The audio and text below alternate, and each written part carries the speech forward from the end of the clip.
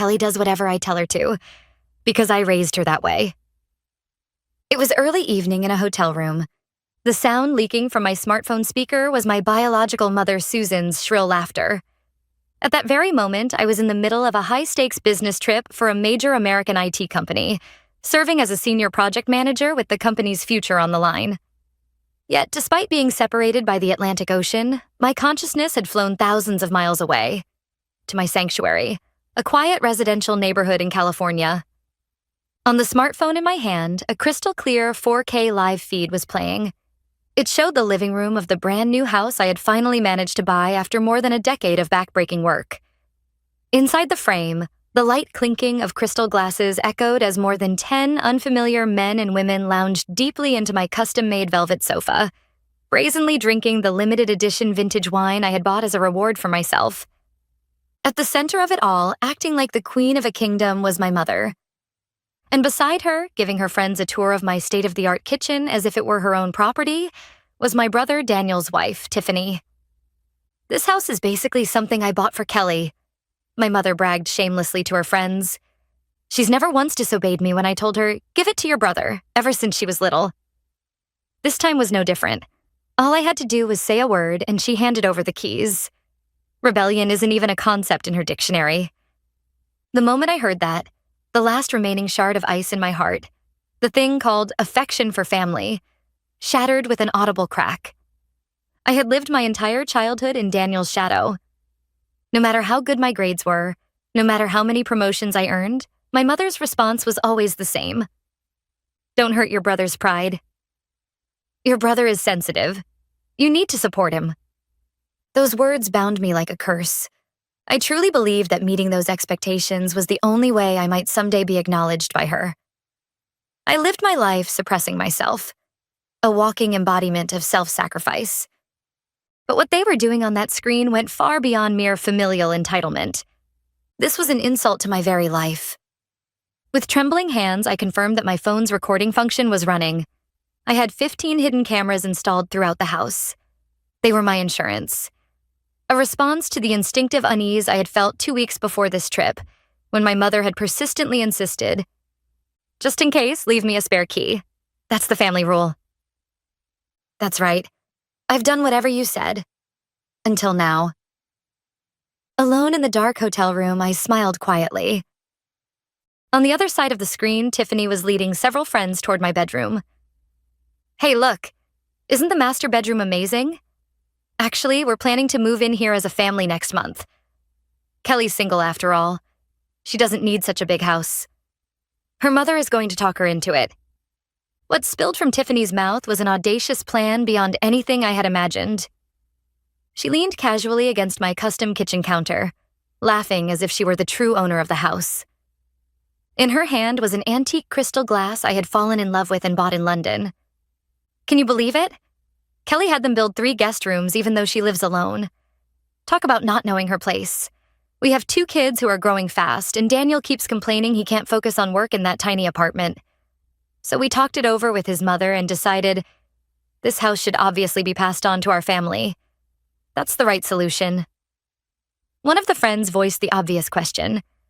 "But what does Kelly say? She built this house herself, didn't she?" From the sofa, my mother waved her hand dismissively. "I'll tell her we can trade it for Daniel's apartment. She's single and lives for her job, right? She probably doesn't even have time to clean a place this big. Daniel's apartment is more than spacious enough for one person. Honestly, for her future, an easy-to-manage apartment is a win-win. She doesn't have the right to refuse." Just as she said, the mother I remembered had always put Daniel first, while I remained in the background. When Daniel dropped out of college, she blamed me. "You were too capable. You crushed your brother's confidence." When he drifted without a steady job, she said, "He's just chasing his dreams. He's not like you, obsessed with work." Even so, I kept telling myself that one day she would acknowledge me. But when I watched them casually open my closet and mock my treasured clothes as dull and tasteless, I finally woke up. To them, I was never family. And that party wasn't just a casual gathering. It was a celebration in advance. An invasion plan to create a fait accompli and seize my house while I was gone. What shocked me even more was what my mother said next.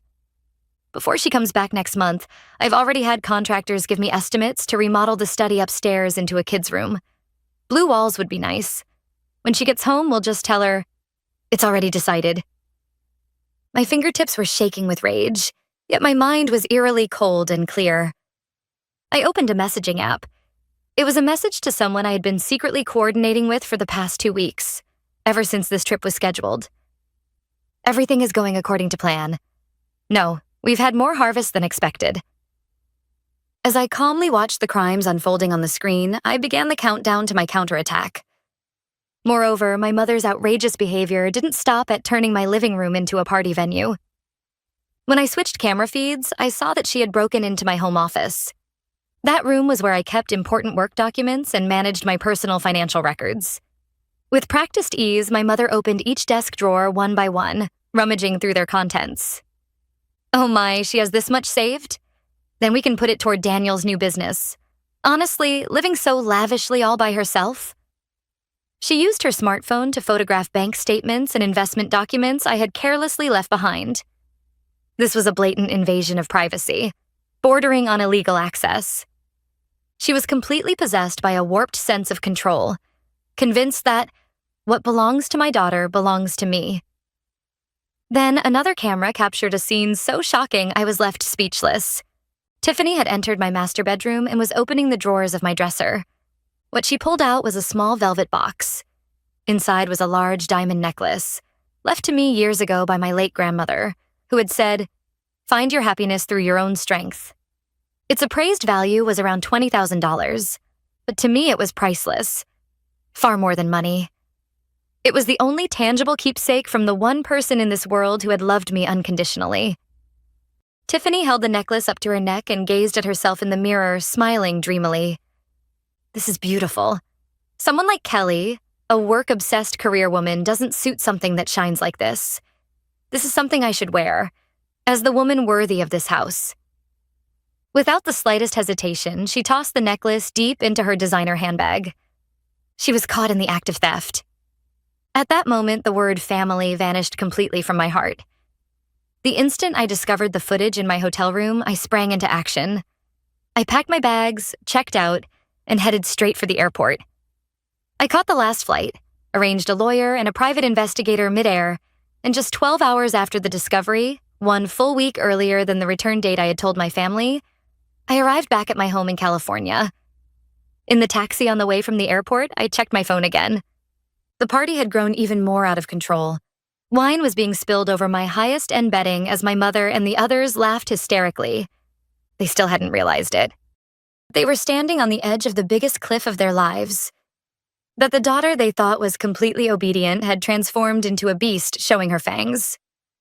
On the flight, I spent the coldest, most calculating hours of my life. I saved every single recording of the looting unfolding on my screen while remotely configuring my home security system to prepare a silent police alert. I wasn't betraying my family. I was simply exterminating pests that were devouring my life. As I repeated that to myself, the guilt that had chained me for years, the need to be a good daughter, vanished as if it had never existed. I returned to California one day earlier than the date I had told my family. I got out of the taxi at the corner of my street and walked alone through the quiet, night-shrouded neighborhood. Only my house was blazing with gaudy lights like Christmas decorations, blasting wildly out-of-place dance music. I stopped in front of the door and took a deep breath. Then, quietly, I opened it. No one noticed the soft click of the smart lock disengaging. From the living room came loud music and familiar, vulgar laughter. "Oh, let's open another bottle of wine." It was Tiffany's voice. Around her neck sparkled the necklace she had stolen that day. My grandmother's. I walked forward, step by step, into the living room. Then I turned on all the lights. "Good evening, everyone. You seem to be having quite a good time in my house." As if in a movie scene, time froze. Daniel, who had been sprawled arrogantly on the sofa, jumped to his feet. My mother, holding a wine glass, stared at me wide-eyed, as though she had seen a ghost. "Kelly? Why are you here? You weren't supposed to be back yet." Her voice was shaking. My work wrapped up earlier than expected. But more importantly, Mom, who are these people? And what are they doing in my house without my permission? I made sure my voice remained calm and icy. Tiffany hurriedly cut in. Oh, Kelly, welcome back. Didn't your mom tell you? We were asked to look after the house while you were away. This party was just an early celebration for your promotion. Look after the house? A celebration? I let out a short, derisive laugh. Tiffany, where did you get the necklace you're wearing? That's my grandmother's keepsake, locked away in the back of my dresser. I watched the color drain from her face. She instinctively clutched her neck. Well, your mother lent it to me? Right, Mother? My mother raised her voice desperately, trying to maintain appearances. That's right. We're family. What's wrong with lending things to each other once in a while? Kelly, how could you say something like that in front of our guests? Hurry up, greet everyone properly, and bring more champagne. The same commanding tone as always. She still believed I was under her control. A greeting? Refills? No, that won't be necessary. As I stepped aside, two men who had been standing behind me entered the living room with calm authority. Who are you people? Kelly, what do you think you're doing bringing strangers into my house? My mother screamed. Without changing their expressions, the men slid their business cards across the table. Strangers is a bit offensive. I'm Owen, a lawyer representing Kelly. And this is Walker, a private investigator. We're here tonight to protect the Kelly you believed was completely obedient. A lawyer? The color drained from Daniel's face. The person I had been messaging during my business trip was not one individual, but these two professionals I had hired specifically for this situation. One was Mr. Walker, a private investigator highly skilled at gathering evidence of trespassing and asset misuse. The other was Mr. Owen, a ruthless lawyer renowned for winning cases with merciless precision. I had signed contracts with both of them the very moment my instincts sounded the alarm, right after I handed my mother the spare key. Shall we reveal the trick? I turned on the massive 85-inch television in the living room and wirelessly connected my smartphone. Since everyone's already here, let's watch the highlight reel of today's party together. The screen lit up with footage from several nights earlier. In crystal clear 4K resolution, my mother, Susan, could be seen laughing loudly, saying, Kelly does whatever I tell her. Tiffany appeared next, openly discussing her plan to force Kelly to trade the house for Daniel's apartment. And then, the exact moment Tiffany slipped the necklace into her bag, captured from a perfect angle. The guests began to murmur. Wait, is this real? Trading someone's house without permission? Are they insane? So that necklace was stolen? My mother and Tiffany stood frozen, unable to utter a word, but my offensive wasn't over yet. This footage is being live-streamed on social media as we speak. I turned my phone toward them. Yes, I had pressed the live stream button just before entering the house. Among my followers were colleagues from my company, industry contacts, and, quite intentionally, several of Daniel's coworkers. The title read, Surprise Return Home, What's Really Happening in My House. We currently have over 3,000 viewers. Daniel, it looks like your department manager is watching. He just commented, I can't believe an employee I thought was hardworking is trying to take over his sister's home. Daniel's face contorted. Stop it, Kelly. Turn it off. Delete it now, he screamed, lunging toward me. But Mr. Walker subdued him instantly, gripping him with arms like steel. It's useless, Daniel. And it's not just the video that's been recorded. He tossed several documents at Daniel's feet. What the hell is this? Your so-called success as an IT consultant. The massive investment deals you bragged about. All fabrications created to justify stealing your sister's house. Our investigation shows your company hasn't secured a single legitimate contract in its first year. Worse, you've been delinquent on your apartment's maintenance fees for 6 months. In other words, you weren't moving into this house as a successful man. You were trying to crawl into your sister's home because your life had collapsed. Daniel's knees began to shake. That's not true. I'm going to succeed. With this house, I'll look credible. Then I can land big contracts. So you plan to throw your sister out for that? I asked coldly. I mean, we're family. It's just a little help. A little? What you tried to do was strip your sister of her entire life and literally leave her homeless, behind her back. And you still want to call that family helping family? Daniel lost all strength, collapsing to the floor, his mouth opening and closing like a fish, unable to speak. Kelly, have you lost your mind? How could you expose your family like this? After everything I did to raise you? Have you forgotten that? My mother pointed at me with trembling fingers. Her eyes weren't filled with anger, but with terror. The terror of watching the control she had built over decades crumble before her. A debt of gratitude? I stepped closer, looming over her as she sank to the floor. Oh, I remember it perfectly. How you always put my brother first. How you used my tuition money to pay off his debts. And how you just told me to hand over this house, the one I nearly worked myself to death to earn, to his family. I remember every word, every single one. My mother turned her face away, but I didn't let her escape. Mom, you knew Daniel was behind on his apartment maintenance fees, didn't you? You didn't hesitate for even a second to sacrifice your daughter to save your son. Isn't that right? I looked at my mother with open contempt. Up until today, I was still hoping, somewhere deep down, for even a trace of love from you as my mother. But what you threw away in the trash in my study wasn't just the renovation estimates. It was the very last shred of mercy you had left for me. With a cold smile, I tapped my smartphone. Look, the viewer count has passed 5,000. The comment section is exploding. This mother is the textbook definition of toxic. Using your daughter's house to pay off your son's debts is scarier than modern horror movies. No, that's a lie. It has to be a lie. My mother collapsed weakly to the floor. So what if it is? That was when Tiffany spoke up.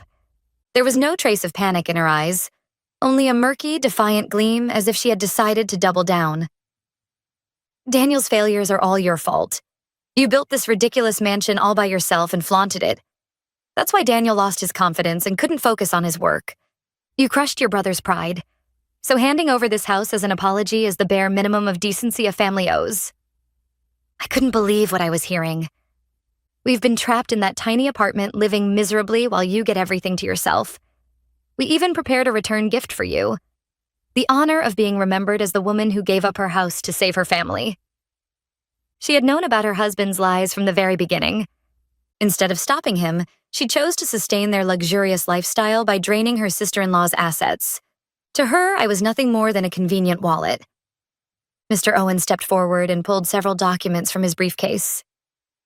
Tiffany, according to the appraisal certificate, the necklace you placed in your bag is a top-grade diamond, valued at approximately $20,000. Concealing it without the owner's consent with the intent to claim ownership constitutes theft under criminal law. Additionally, unlawfully using the house key, inviting multiple individuals inside, and hosting a party qualifies as trespassing and property damage. A criminal case?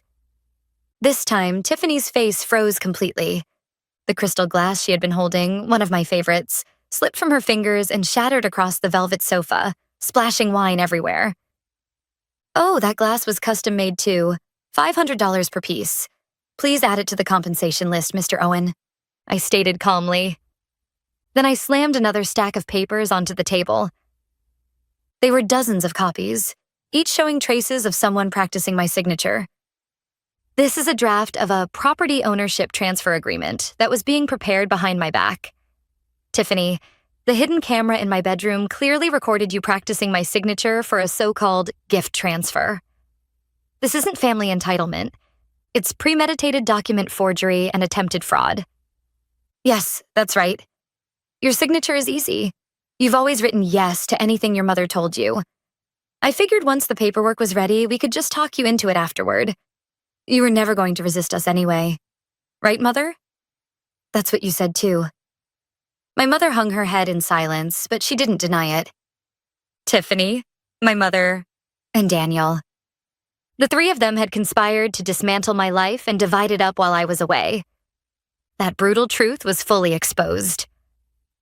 At that moment, red and blue lights began flashing through the windows. The police vehicles Owen had arranged in advance had arrived. Well then, the party is over. Everyone, this way to the exit. Oh, and for the guests as well, we'll need to see your IDs. You'll be questioned as accomplices in unlawful entry. The partygoers rushed toward the door in panic, but officers were already blocking the entrance. Wait, we were just invited. Susan said it was her house and we could come freely. The guests began scrambling to shift blame. My mother stared blankly at the ceiling, her eyes hollow, listening to it all. As the officers entered the living room, Tiffany began screaming hysterically. I didn't do anything wrong. This was all my mother-in-law's idea. I just did what I was told. Tiffany, how could you say that? The mother and daughter-in-law turned on each other in a grotesque display. This was the true face of the so-called perfect family. The police searched Tiffany's bag and recovered my grandmother's necklace. She was caught red-handed.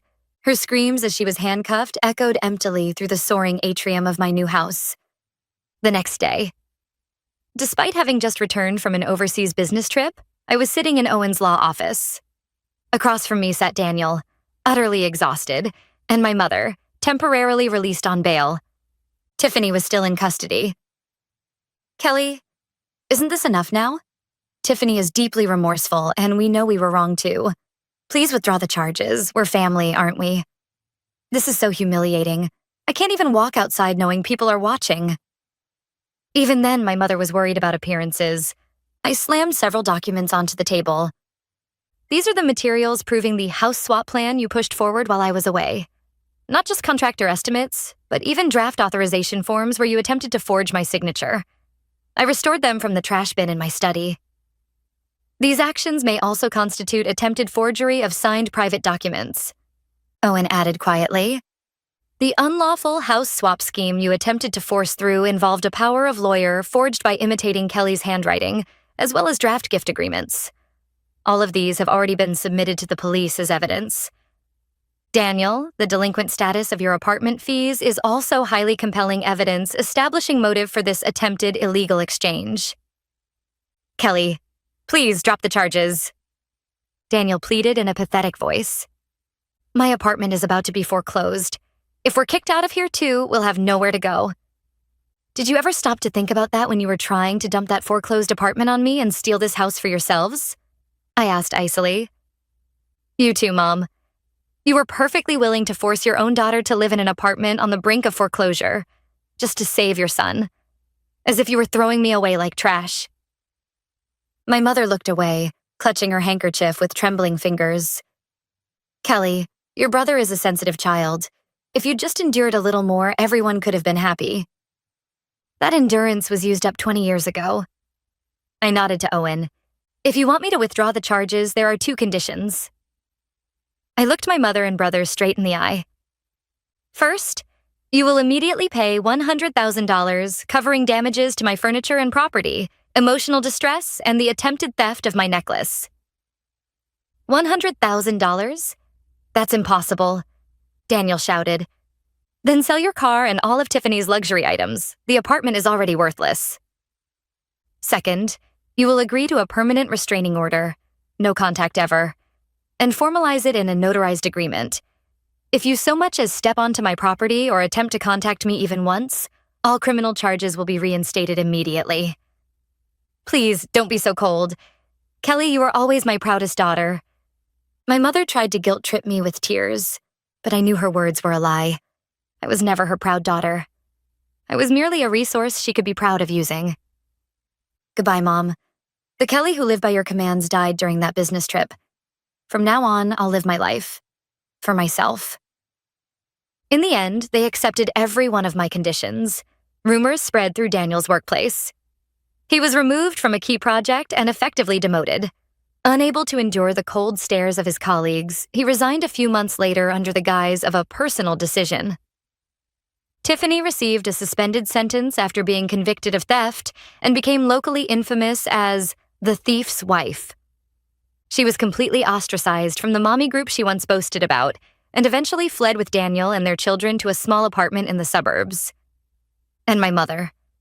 The very thing she feared most, the collapse of her public image, came to pass in the most absolute way. Clips from the live stream spread online and remained there almost permanently. The word obedient became the chain that strangled her own reputation. Friends who once surrounded her drifted away, one by one, a few weeks later. I was sitting on a newly purchased sofa, sipping coffee in my quiet living room.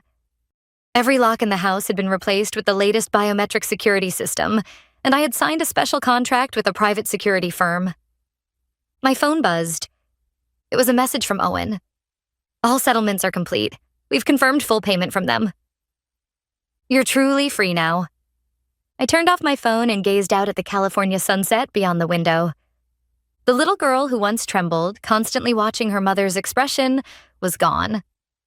This spacious house is no longer a place for others to seize. It has become my sanctuary, a place where I could breathe freely, as myself. The house is filled with a silence I had never known before, and with it, a quiet certainty of happiness. My newly built house becomes a true home, quiet, peaceful, and free of intruders.